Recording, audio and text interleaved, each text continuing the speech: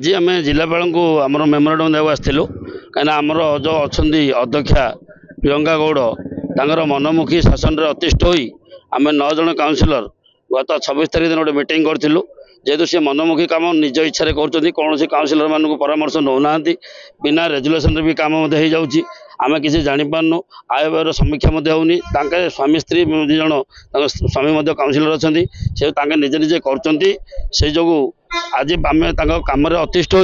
माननीय जिलापाल को आज आमर दाबी पत्र देचु पूरा विश्वास नहीं अनुरोध करुँ जिलापाल को शीघ्र किपर अनास्था करा जो कार्यक्रम आम कलेक्टर को ग्रीवेंस देलु जेहेतु पुरुषोत्तम एनएससी रे मात्राधिक व्यवहार होची कौन आमको आय व्यय समीक्षा करना नियमित बैठक होनी दुर्नीति मात्राधिक चली काउनसिलर मान को जनसाधारण मान को चेयरमैन और स्वामी इमिति दुरुपयोग कर समस्ते अतिष्ठ हो सारे तेणु आम आज असंतोष प्रकाश करूँ मीटिंग डाकुं रेगुलर मीटिंग डाकुना नियमित बैठक होनी प्रियंका गौड़ ना अनास्था देवाई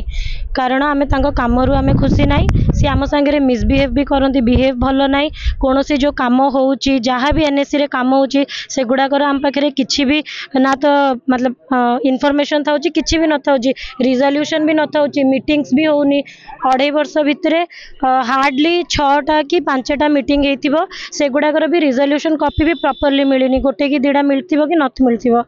फंड जो भी अच्छी गवर्नमेंट फंड से कौड़ी यूज होची केते अमाउंट रे होची आसुची कि न आसुची से गुड़ाकर भी खबर आम पाखे रोनी इवन आम निज वार्ड रे जो काम होची से जाक भी आम जानी न थाउचु से काम गुड़ाक होची सेति जगुरु आम सेमान को पूरा माने बहुत हमको भल लागुनी तांको काम सी तांको हस्बैंड भी काउंसिलर अछंदी तो तांके हस्बैंड वाइफ मिसी किना जहाँ डिसीजंस नौचंदी न नौचंदी किछि भी हमको जणा न थाउची सेति पई का आम चाहूचु कि तांको हटा जाऊ कहिकिना।